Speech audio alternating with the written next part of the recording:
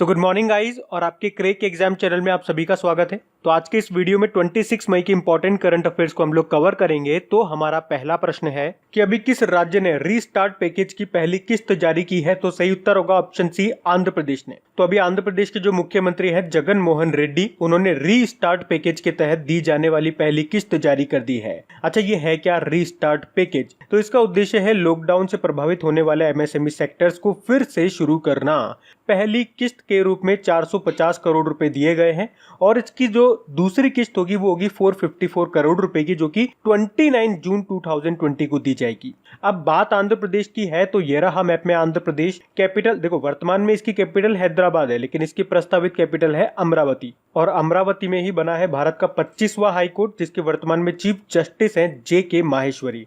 मुख्यमंत्री हैं जगन मोहन रेड्डी, गवर्नर है विश्वभूषण हरिचंद्रन। और आपके आंध्र प्रदेश में जो श्री हरिकोटा है वहां पे है आपका सतीश धवन स्पेस सेंटर। अच्छा, कुछ योजनाएं जो अभी करंट अफेयर्स में थी आंध्र प्रदेश से मैं आपको रिवाइज कराता हूँ। जैसे कि रायतू भरोसा योजना, याद रखना एक रायतू बंधु योजना भी है जो कि तेलंगाना सरकार की है, तो मिक्स मत कर देना। उसके अलावा अम्मा ओडी योजना शुरू हुई थी। नेस्तम नेस्ता योजना की बात कर लें।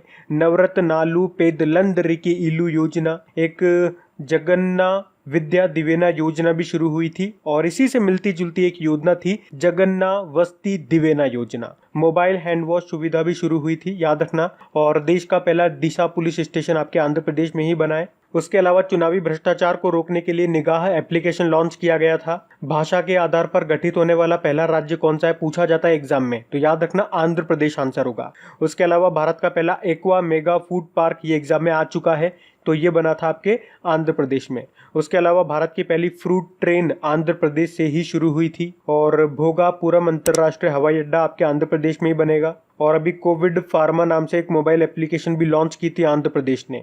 याद रखना कृषि मंत्रालय की रिपोर्ट आई थी, उसमें बताया था कि 2018-19 में फलों के उत्पादन में कौन सा राज्य टॉप पर है, तो आंध्र प्रदेश टॉप पर है। और सब्जियों में पश्चिम बंगाल टॉप पर है। तो इतने पॉइंट्स याद रखना, बढ़ते आगे। फिर है हाल ही में किसे जलवायु परिवर्तन के लिए विश्व बैंक यानी कि वर्ल्ड बैंक के प्रैक्टिस मैनेजर नियुक्त किया है। तो सही उत्तर होगा ऑप्शन ए, आभास झा। तो अभी वर्ल्ड बैंक ने भारतीय अर्थशास्त्री यानी कि इंडियन इकोनॉमिस्ट आभास झा को दक्षिण एशिया में जलवायु परिवर्तन और आपदा जोखिम प्रबंधन का प्रैक्टिस मैनेजर नियुक्त किया है। अच्छा, वर्ल्ड बैंक से एक और मैं आपको क्वेश्चन बताता हूँ। अभी वर्ल्ड बैंक ने 100 विकासशील यानी कि डेवलपिंग कंट्रीज के लिए $160 बिलियन इमरजेंसी सहायता की घोषणा की है।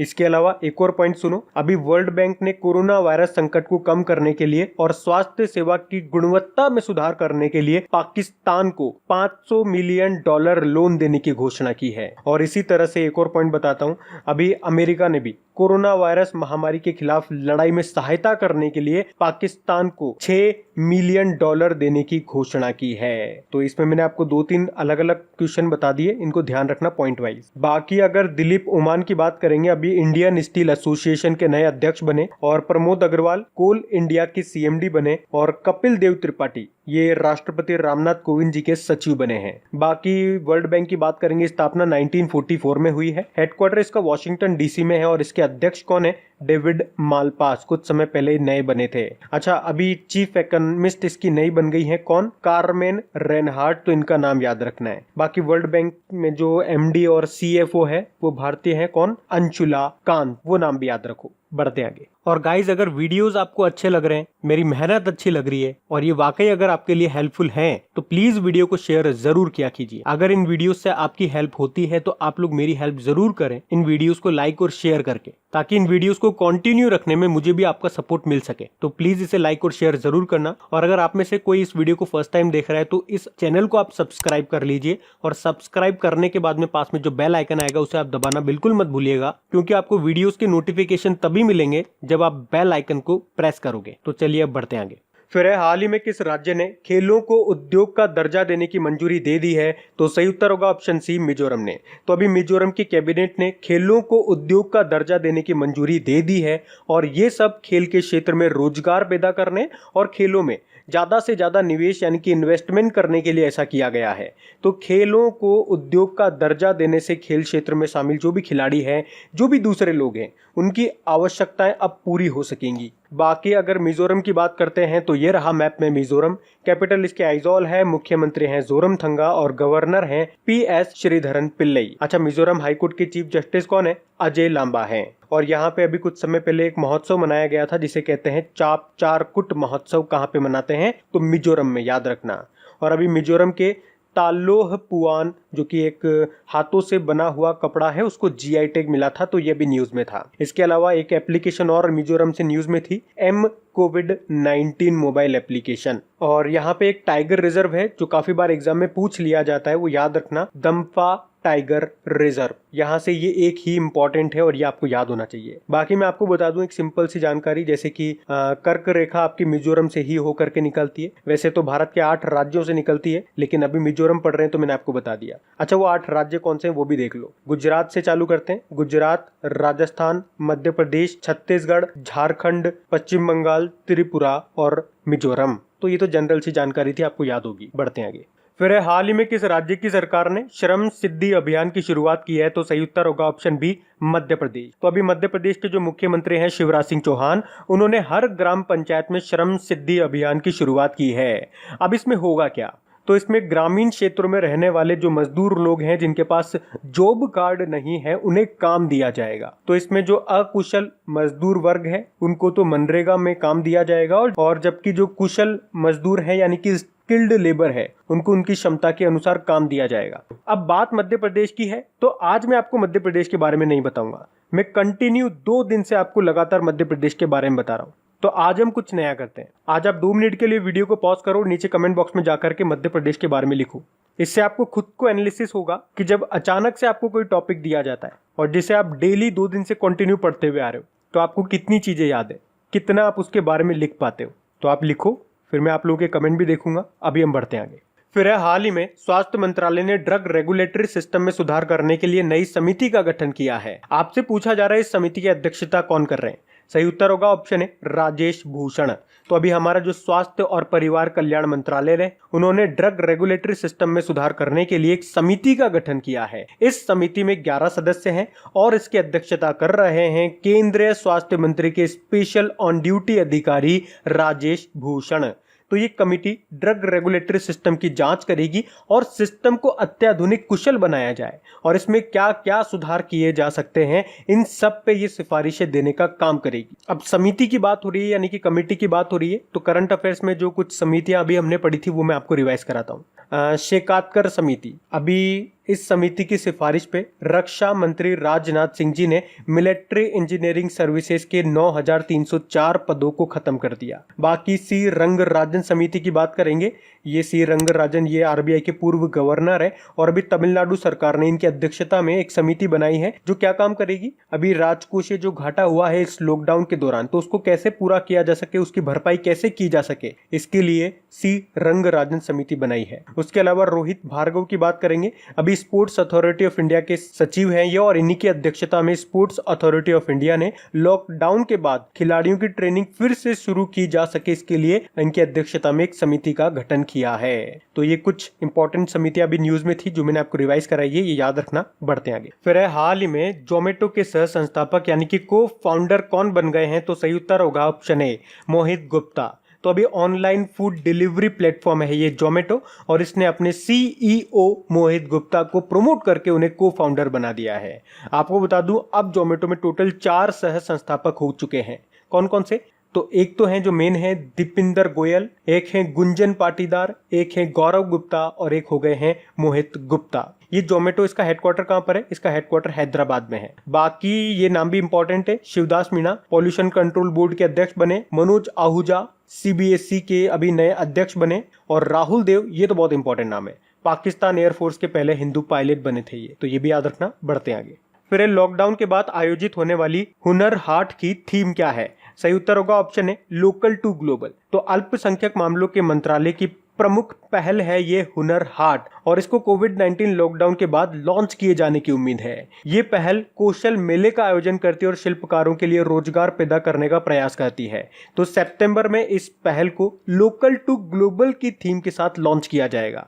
तो अल्पसंख्यक मामलों के मंत्रालय के अनुसार इस पहल से पिछले 5 सालों में 5 लाख से ज्यादा भारतीय कारीगरों, शिल्पकारों और पाक कला विशेषज्ञों को रोजगार के अवसर मिल चुके हैं। और इसी के साथ ही आपको बता दूं कि यहाँ पे जान भी जहान भी पेविलियन होगा, जहां पे लोगों को पैनिक नहीं प्रिकॉशन की थीम पर जागरूकता पैदा करने वाली जानकारी दी जाएगी।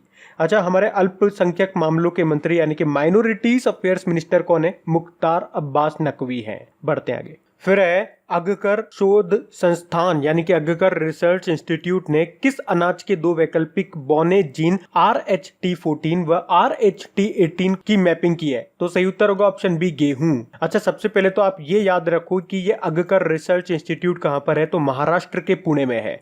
और अभी इन्होंने 2 वैकल्पिक बौने जीन डेवलप किए हैं। तो इनका फायदा क्या होगा? तो देखो, खेतों में धान की यानी कि चावल की खेती के बाद जो उसके अवशेष बच जाते हैं तो किसान क्या करते हैं? किसान उनको जला देते हैं। और आपको पता है जलाने से काफी पॉल्यूशन होता है। और जलाते क्यों है? क्योंकि जलाने से खेत फिर से साफ हो जाता है अगली फसल करने के लिए। लेकिन इस केस में आपको उन्हें जलाने की जरूरत नहीं है। इसके अलावा शुष्क मृदा जो होती है, शुष्क मृदा समझते हो ना, जिस मिट्टी में इतनी नमी नहीं है, तो ऐसी मृदा में भी, ऐसी मिट्टी में भी आराम से आप इनकी बुवाई कर सकोगे। और इसी तरह से आपको याद होगा अगकर रिसर्च इंस्टीट्यूट ने कुछ समय पहले गेहूं की एक बायोफोर्टिफाइड किस्म भी विकसित की थी जिसका नाम है MACS 4028। और इसी तरह से आपको याद होगा गुजरात में गाजर की एक नई प्रजाति का विकास किया गया था जो कि बायोफोर्टिफाइड है और उसका नाम है मधुबन गाजर। बढ़ते आगे। फिर है बॉम्बे हाईकोर्ट के बयान के अनुसार कोविड-19 महामारी के बीच कौन सा अधिकार जीवन के अधिकार का भाग है?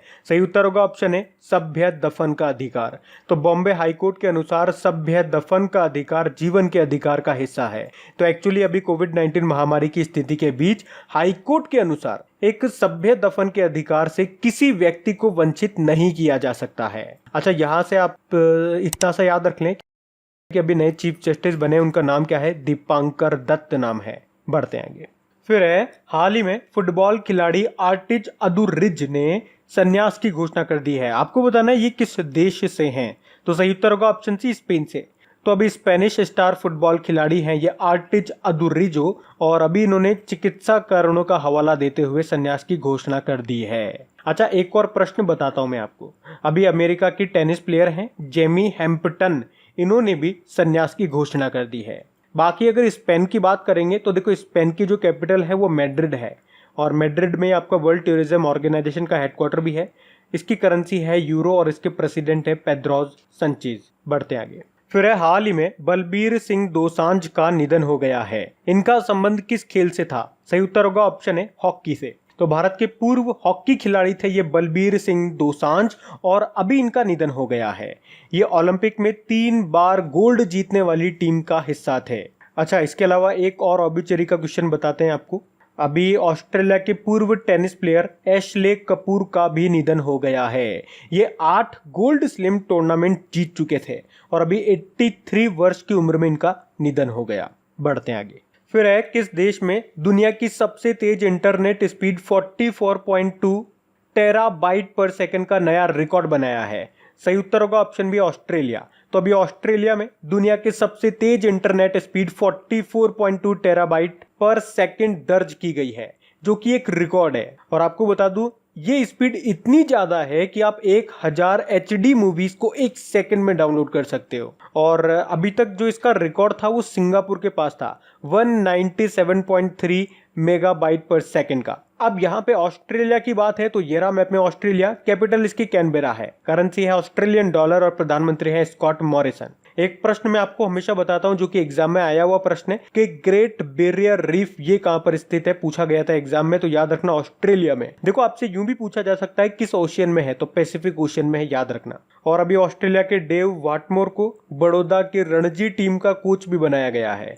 और याद रखना ऑस्ट्रेलिया का जो सर्वोच्च नागरिक सम्मान है जिसको कहते हैं ऑर्डर ऑफ ऑस्ट्रेलिया, उससे सम्मानित किया गया था किरण मजूमदार शो को, और ये सम्मान पाने वाली ये चौथी भारतीय बनी थी। इसके अलावा अभी 2020 में ICC वुमेन्स चैंपियनशिप ट्रॉफी जीती किसने? ऑस्ट्रेलिया ने, भारत को हरा करके। और अभी आईसीसी T20 रैंकिंग में ऑस्ट्रेलिया टॉप पे रहा था, वो भी पहली बार। टेस्ट रैंकिंग में भी ऑस्ट्रेलिया टॉप पे था और ओडीआई में तो इंग्लैंड टॉप पे था। एक और पॉइंट याद रखना, पिच ब्लैक वायु सैन्य अभ्यास जो कि आयोजित किया जाता है ऑस्ट्रेलिया के द्वारा, अभी इसे कोविड-19 के कारण रद्द कर दिया गया। अब बात करेंगे कल के वीडियो में पूछे गए प्रश्न। तो कल के वीडियो में आपसे पूछा गया था किस देश ने ओपन स्काई संधि से अलग होने की घोषणा कर दी है। सही उत्तर होगा ऑप्शन है अमेरिका।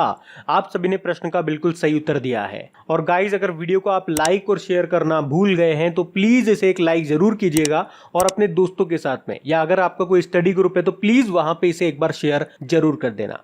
तो गाइज, इन सभी क्वेश्चंस का क्विज बना करके मैंने एप्लीकेशन पे अपलोड कर दिया है। तो अगर आपने वीडियो बिल्कुल ध्यान से देख लिया है तो वहां जाइए और इन सभी क्वेश्चंस का आप प्रैक्टिस लगा लीजिए, ताकि ये सारे क्वेश्चंस आपको अच्छी तरीके से याद हो जाए। और जो नए स्टूडेंट इसे पहली बार देख रहे हैं, आपको बता दूं कि क्विज में अब रैंकिंग फीचर भी ऐड हो चुका है।